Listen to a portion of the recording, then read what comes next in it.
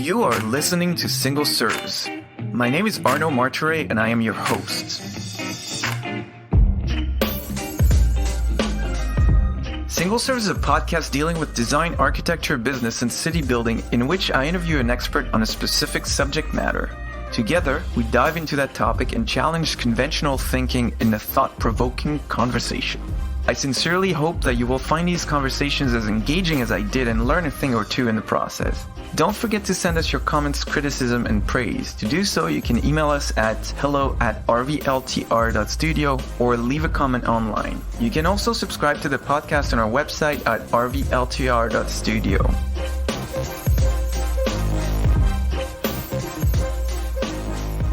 Richelle Sibolboro is a brand strategist and content creator with in-depth expertise and passion for the arts and culture, especially design, architecture, and travel.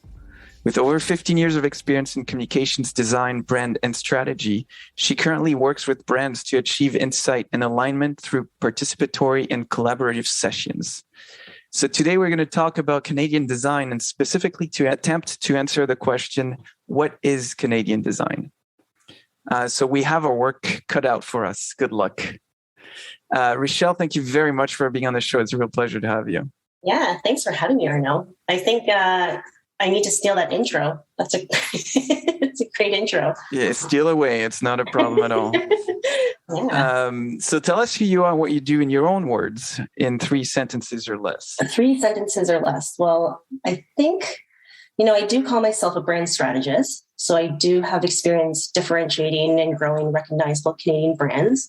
I do consider myself an energetic market leader because I love figuring out, value propositions and doing everything in a very collaborative manner. I would say I'm also a storyteller. Like I love creating brand narratives and kind of interacting and seeing how they interact with diverse audiences. I'm a systems thinker. I love analyzing, complex relationships into creating insight, strategy, and communications. And like you said, I have a passion about design and architecture and culture, and which is why my master's thesis was actually on exploring a new framework for the architecture biennale of the future.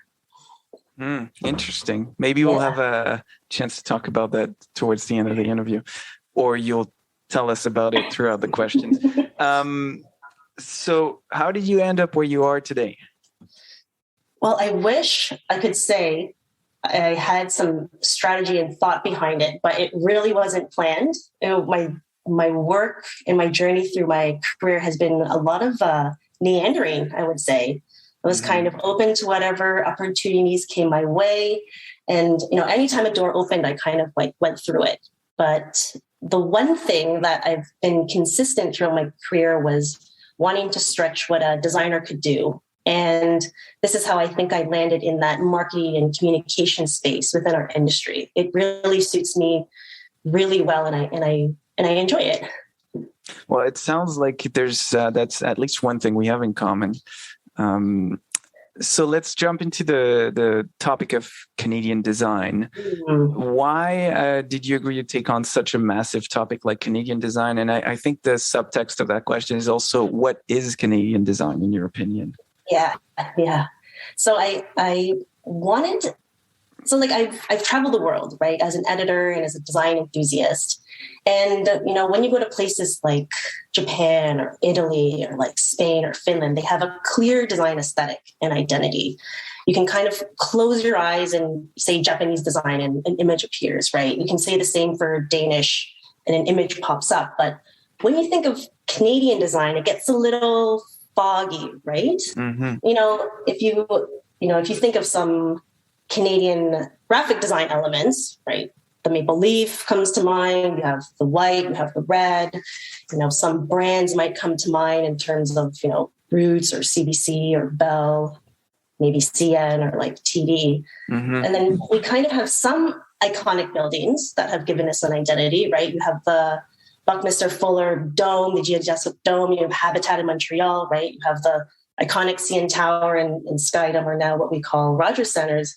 And they were built in a time when Canada was kind of embracing the future of what Canadian design could be, right? But I think since the 60s, like 55 years later, like what is it now? And this is kind of where I'm kind of trying to explore, right? I think it's time for us to start to articulate what this means. And my thinking is, if you can't identify it, if you can't critique it, then you can't challenge it and you can't push it forward, right? So I'm kind of taking this on or bringing it forward to start to raise the visibility of value in design in architecture in Canada, right? I think since the loss of the Design Exchange, our design museum, there hasn't really been a leading voice in this space, right? So I just personally feel that it's time to speak up and start talking about it. I think it's time to start to question and discuss and articulate and start to facilitate the conversation. Yeah, and I think the parallel with the Canadian graphic design identity is very interesting. I don't know if you must have seen it, that movie that came out a couple of years ago, Design Canada, which was very enlightening. And there is a strong history, at least up until, say, the 80s, of strong modernist Canadian design. And you see a parallel in the architecture world as well, from the 50s to, let's say, the 80s, to be generous. Right. There was a strong Canadian design or Canadian architecture kind of world.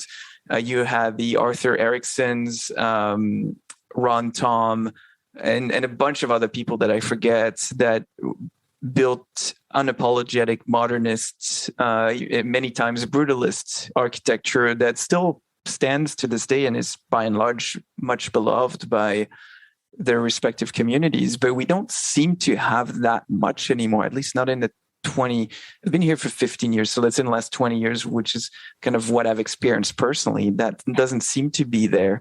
So the question is, where has that gone? It's really kind of mind-blowing that there was a strong kind of Canadian architecture world and design and Canadian design.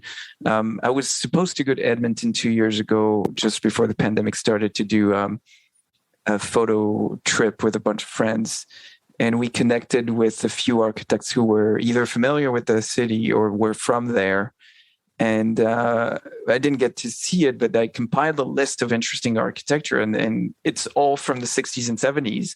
And then in the last 10 to 15 years, thanks to the work of the city architect, Carol Bélanger, they've kind of brought that back. I think at least the public architecture in Edmonton has kind of significantly increased in quality, but that's the only city that still seems to do that on a consistent basis. Like, there is interesting architecture popping up here and there, but at the city or community level consistently, I think that's the only one that's managed to pull that off. And thanks to the help of the city architect. So there's a lot to unpack here. Maybe I'll let you say a few things.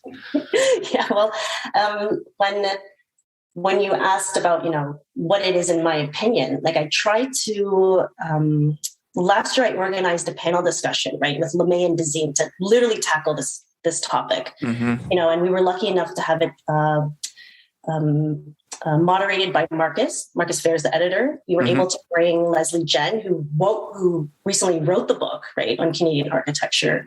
We had Andrew King, who was chief design officer at LeMay and principal at Fieldwork. And then we had that Indigenous voice with David Fortin, who is the professor at the MacEwan School of Architecture and who co-created the Canadian Pavilion for the 2018 Venice Biennale. So this was a really strong panel discussion. And I went back to it, right, to kind of figure out, could I distill any of the points from what they were talking about? And from that, there were three main points that they were starting to articulate in terms of what Canadian design could be, or what Canadian design could start to be. And I think the first one is that, like you were talking about Edmonton, right, and being that stuff from that place. And the first point that they were talking about is that Canadian design is place-based design, right? Like, we really take into consideration the land, the resources, and the people. And, Leslie Jen was talking about how this is our reverence for site, land, and history, right? Where some of the most successful architectural projects use architecture as a regional response to the context, right? They take cues from it. They don't actually impose from it. And I think that's kind of, one aspect that we can start to think about when we talk about Canadian design and architecture. And then, the second one, which is always the one that we always talk about, is that Canadian design is just diverse, right? There is no probably single aesthetic because we're just so diverse. It's actually, I think it's what actually knits us together, is that there isn't something that knits us together, right? We actually are very unique in this way, in terms of what you would design in the prairies is completely different of what you design in Toronto. I think that's okay, right? We have this strong social agenda that is kind of in our ethos of like inclusivity and diverse culture. And that documentary that you said, I did watch it. And what I loved is, remember George from Melopolis? Like, he was in there, and he has this quote that he says that the US is like a solo act, right? If you look at them for design, but Canada is best described as a band, right? And we're better when we're actually working together. So I think that could be a really good way of starting to describe our design aesthetics. Like, we're just a band, right? We just have everything that we just come together that way.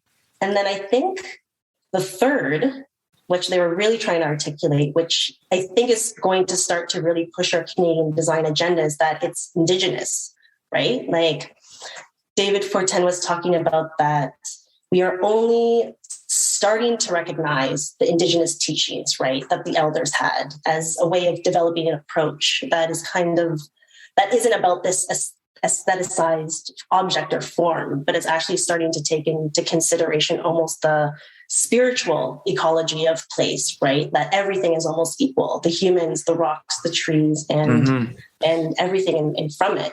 And that this is probably our strongest point of difference as a collective, right? Indigenous design, in that we have been colonized, so there was 200 years of colonization, but the shift is starting to happen, and the shift of thinking is happening. So our openness to change as a country and to see a better path, I think, is kind of where we'll start to go in terms of the future of Canadian design.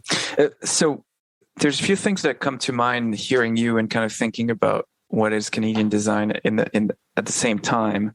And that's from the perspective of a new Canadian, right? I've only been here for a decade and a half, and I just became a citizen recently. But to me, there's kind of two things that bounce off of what you just said. One is the ethos from the 1967 fair and the centennial, where I don't know how it was at the time, but in hindsight, it looks like there was kind of this heroic drive to promote like universal values of design. And some of those, I think, and I could be wrong, I'm not a historian, could be also kind of linked back to respecting the land and maybe have some respect for the indigenous kind of culture. And I think maybe the best example, and that may irate some people, but it's fine, is the Museum of Anthropology at UBC by Erickson, because it is a museum that's supposed to be all about the indigenous arts and culture, and by and large it is, but it's also a very modern contemporary building that kind of pays homage to some of those things. So that's one thing, that kind of modern universal values that we can all get behind, like diversity and acceptance, especially because Canada is a nation of immigrants by and large. And then the other thing is the more vernacular or regionalist approach, where I think you see it more nowadays in the past 10, 20 years. The high profile projects are very responsive to their environment. I'm thinking about projects like the Calgary Central Library. You would never see something like that in Toronto or Halifax. Conversely, Halifax had a new central library recently in the last few years that seemed to be more in tune with its environment in the Maritimes. if you go to the Rockies, any architecture that's somewhat high profile in there will be very responsive to the mountains. So I think there's you're right. There's not one aesthetic. I think there is kind of a more of a response to the environment that's typical of Canadian architecture. But I will say that in terms of interior design in the last 20 years, it's become very Scandinavian, maybe too much so, but that's a different debate. I think there's a strong influence in interiors from Scandinavian, maybe even a bit of Swiss design to an extent, where you have a lot of natural materials, warm tones and pastel colors.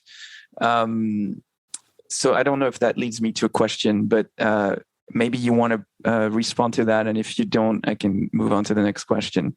I think the interiors is always an interesting space because they probably reflect the true sensibility of what people are looking for, right, in a certain time, right? So I wouldn't be surprised that all of a sudden we're starting to embrace more of that, like, is it huggy? Like that type of like warm comfort, because the last couple of years we've had to be inside, right? So I think people are starting to almost shed all of that excess that they had and really work with what is appropriate, what they need, right, in certain spaces, knowing that the spaces nowadays have to do more, right? They were no longer just a place of home, but they became a place of work and play.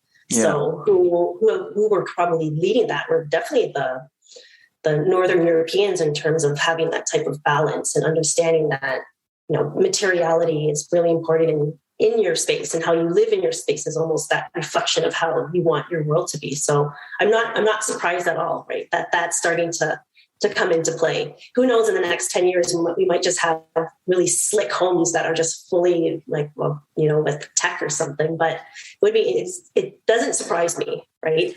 That's going in that. Yeah. I think that's a trend that started before the pandemic though, because you saw a lot of that, maybe more in commercial interiors of a certain kind, like boutique hotels and like concept stores and things like that. And so that might start to translate more into all the environments. But I think there's also a bit of a reaction to, and I'm talking about interior specifically, design that's very sleek and very well detailed and built, but also a bit cold.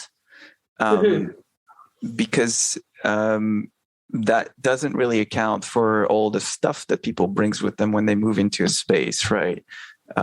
My wife is Persian, and we have like Persian rugs and plants and all kinds of little tchotchkes that I would never even think about bringing into the house, but actually make it more personal and lived in. And anyway, that's a debate for another time.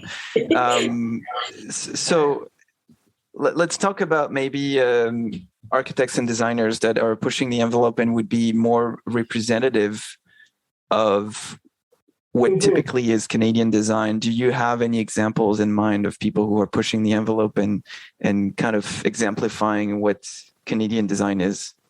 Well, when I had to think about this, I took two approaches. So I kind of went almost institutional, and then I kind of went more project-based and kind of architecture design space. So from an institutional level, like the CCA, the Canadian Centre for Architecture, I mean, Phyllis Lambert has been almost our strongest voice in terms of creating that architectural discourse, right? In our industry, where it's really focused on, research and how that can kind of drive what shapes and reshapes architecture, right, in contemporary life.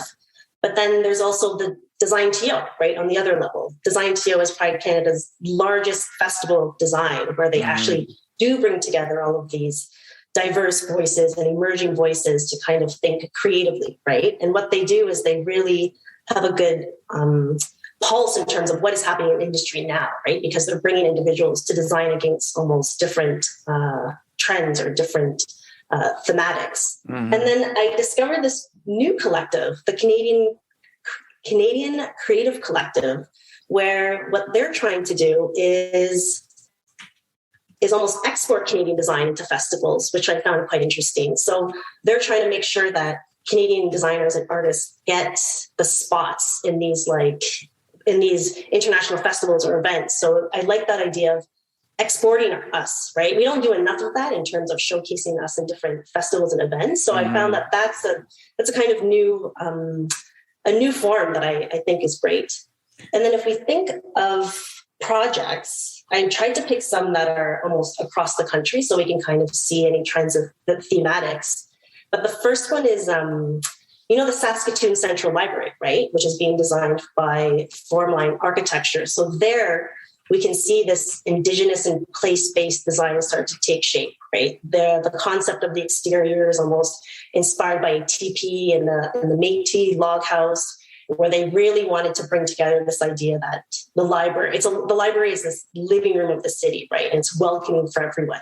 Mm-hmm. And then if we think of something a little bit more, high profile, the Vancouver Art Gallery, which is being designed by Herzog and Demir in collaboration with Perkins and Wills. I mean, here you can see them look at materiality differently, right? In terms of really bringing that vernacular in of what BC culture, what the BC First Nations would use in terms of sustainability or building materials. Mm-hmm. And then if we go from west to east, right, the Nova Scotia Art Gallery, I think here you can kind of see, and I think that's being designed by KP&B with OG Architects. Yeah. Here you can kind of see, right, that this is almost, they really want this to be a symbol of the city and the people, right? Paying homage to that. I think it's called Mi'kmaq culture, right? So they're really trying to showcase that.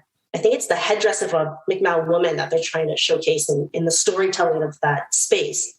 So here you can really see the strong Indigenous component being brought through, and the strong play space and this whole diversity that, depending on these are all different types of galleries, but they have a completely different form in terms of where they're being situated. And then if we kind of move to Quebec, the Place de Montréalais that's being designed by LeMay and Angela Silver. I mean, this is a major public plaza that's almost a recalibration of the city, right? And redefining what cultural narratives are happening, where it's talking about the importance of the women's history, right? And how the landscape is almost this reflection of the changing seasons. It represents almost great female Montrealers. So we can see now, like, there's a lot of change in terms of what indigeneity kind of means for a different city. And I think the last one, I mean, it's starting to be built, but if we come back to Toronto, the city is, if we talk about immigration and diversity, I mean, this is one of the most diverse cities in Canada. And I think it's now, I think Scarborough is one of the largest Tamil-speaking communities outside of India and Sri Lanka. Mm-hmm. And it's kind of cool that they're going to get their own space, right? The community has grown in such a way that the Tamil community will actually get their own center. And so the way that that's being designed in consultation with the community is that it's going to have that Sagam, I think I'm saying it right, Sagam landscape, right? It's very poetic in terms of its literature is kind of what's driving the way it's being designed, right? Where a lot of this, where the translucent materials are kind of that gesture of like opening people's minds and looking into a different way. So I think with all of these, you can kind of see that Canadian design of place-based and diverse and indigeneity are starting to take shape across these new projects. And you can kind of see where our culture is headed, right? And it's kind of exciting. Like, you never would have thought almost 20 years ago that these types of spaces would be designed in this way. So it's really exciting to see. Yeah, and I think I like your kind of coast to coast overview, because you've brought us some interesting projects. That's my job. I think some of the, ironically, and again, I may make some enemies, the most Canadian projects that I've seen in recent times were not designed by Canadian firms. I know. I when I was doing this research, there are some things where I was like, ugh, even the top 10, like, there might be one Canadian firm. And I wanted to kind of stay away from that because I'm like, this is another topic in terms of. But that's not necessarily a bad thing, because and I'm going to say a couple names. Snowhead has been very active. They had a few really high profile projects. As far as like the institutional stuff goes, right.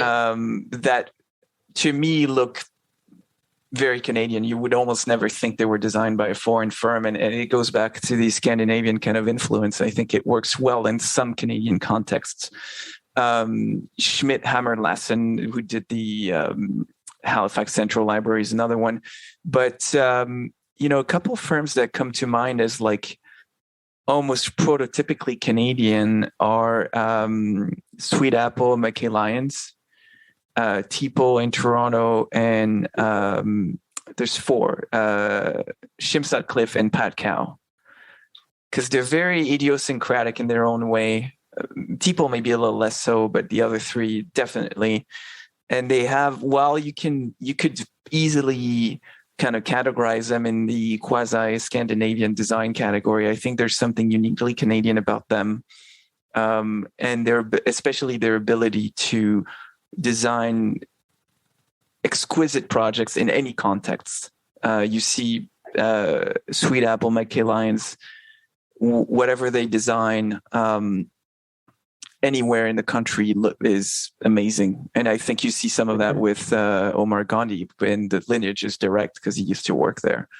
So maybe, and it's not to say they're the only ones who can claim to be stereotypically or prototypically Canadian, but those are the ones that come to mind. And again, I may make some enemies, but that's part of the show, right? Exactly. I think Leslie Jen did pick those 4. She did feature those projects in her books specifically. So I kind of I hear you in terms of very Canadian. I think for me, I wanted to pick projects that almost any Canadian could go to, right? So some of the projects are specific to a client or specific to an organization, where these spaces are meant for everyone to go and visit and kind of everyone to experience. Yeah, and I realized that 3 of those 4 that I picked are typically working for really, really wealthy clients, and they're not accessible to everyone. So that could be an issue as far as like representing Canada. But I was thinking more in terms of pure design and kind of aesthetic and quality of detailing and all that kind of stuff. And just the space, like the quality of the space that they design are amazing. So if you had a magic wand and you could make Canadian design what it should be or what it's supposed to be or what you would like it to be, what do you think is its future? Where is it going, or where should it be going? Yeah. The $1 million or the $1 billion question: what is the future of Canadian design? Yeah, sorry to put you in that position. Well, I think Canadian design, or the future of it, will continue to be the reflection of its people.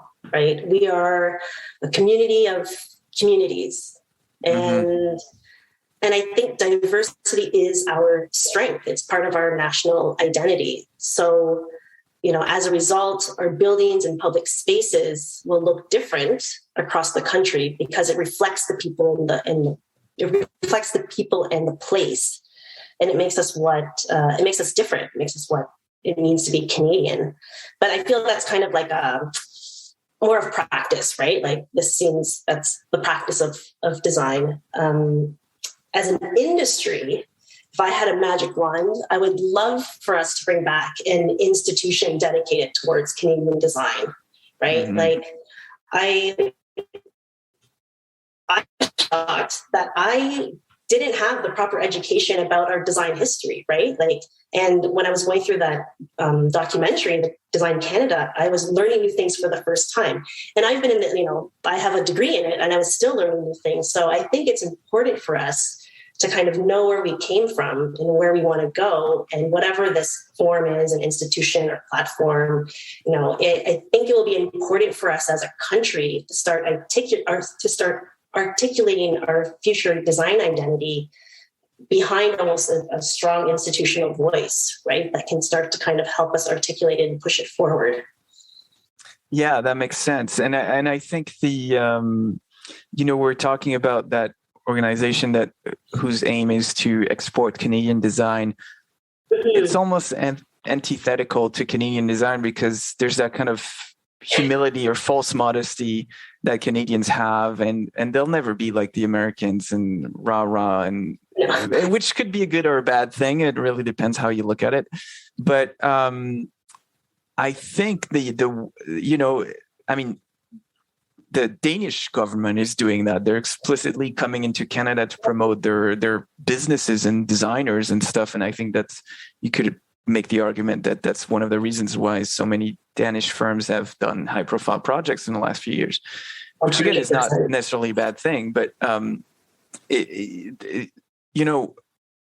was just thinking about all the projects we've mentioned, and some of them are really good. There's a lot of good architecture and design in the country, but it's just not being promoted that way, and it's easy to be cynical and say, all those towers in Toronto are crap and most institutional projects are shitty. But the reality is there are a lot of good ones too, coast to coast again. And so maybe instead of focusing on the bad ones, part of that identity is to celebrate the good ones and try to export them, because there are very talented firms, the four I've mentioned, and a few more that I can think of, that could easily export themselves overseas. And some do to an extent, but it's still pretty limited, not as much as like the Germans, Danish, Americans, Italians, and Spanish, or even the French to an extent do, or even the British. Big British firms are building all over. They're even buying up Canadian firms. I mean, so maybe there needs to be a bit more ambition in the design culture of Canada to shamelessly and relentlessly export itself and show the world that there are very talented designers.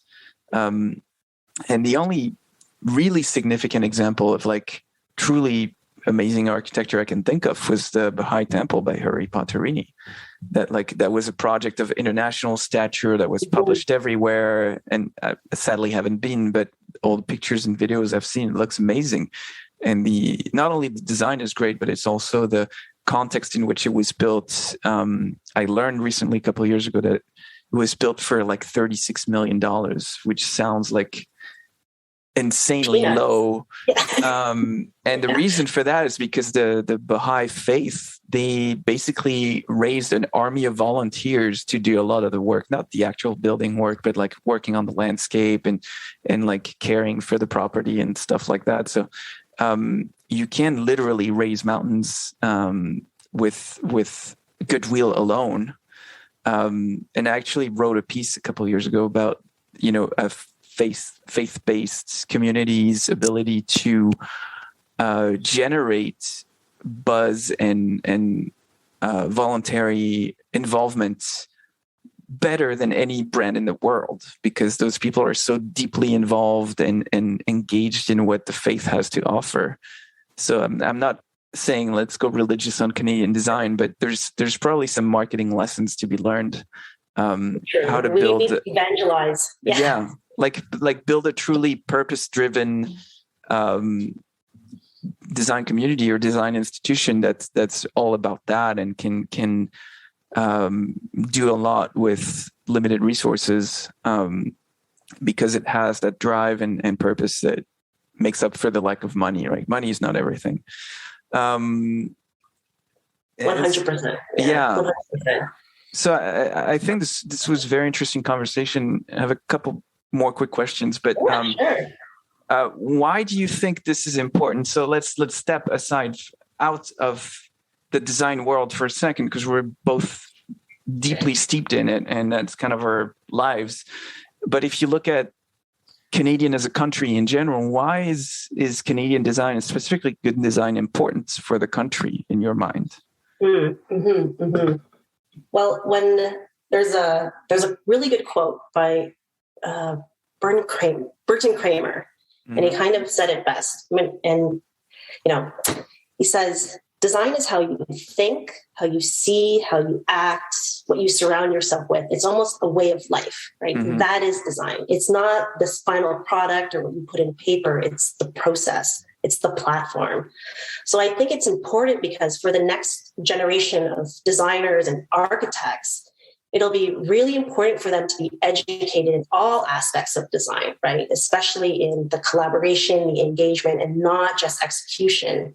So if we see, museums or institutions, or whatever we call it, agents of change, then this is an important piece to continually create that dialogue, right, and conversation, and raising the value and raising the visibility of Canadian design across the country. Mm-hmm. Yeah, I think that makes a lot of sense. So because your background is in kind of promotion, marketing, and communications, and my battle is to get architects to be better at promoting themselves, because let's face it, a lot of them are bad. They're very bad. Yes. I guess in the broader context of that Canadian design conversation, but what would you want to share with the audience? Maybe a couple of thoughts or an idea that might help them think about their marketing differently and more effectively. Okay, so let's see. Well, I think, if we go back to that George Strombo quote about that Canadian is like a band, right? Mm-hmm. And that we're better when we are working in concert together. I think this is the key for us, right? I feel that we're always in competition, but really we're in concert. So if Canada's a band, design is the music, right? It's what brings us together. It's what connects us. Mm-hmm. And the more voices that we invite to write the songs, or, the more that we invite to write the songs, the more rich the music will be, right? So this is how we create a resilient and sustainable culture of design that's 7 generations, by creating the spaces and the places that are open and inclusive and designed with instead of designed for. So, I guess I think we just have to start creating this community or this place that we can call design or Canadian design, that is really a reflection of who we are, that will allow us to create that purpose and vision and identity, right?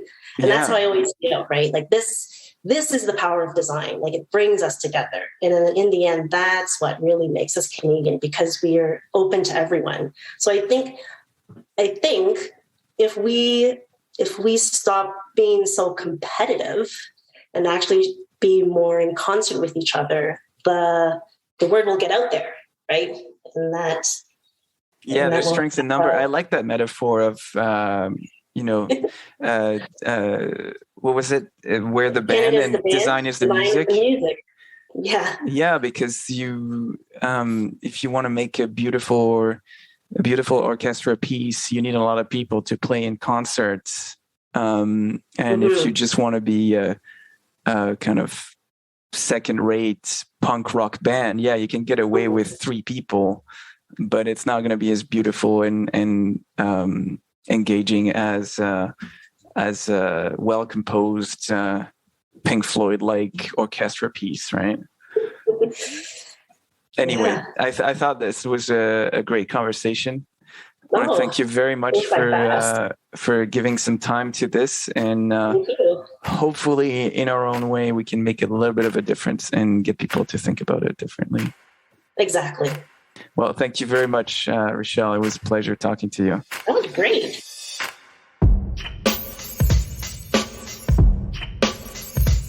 Hey, Arno here. I hope you've enjoyed this episode and that you'll come back for more.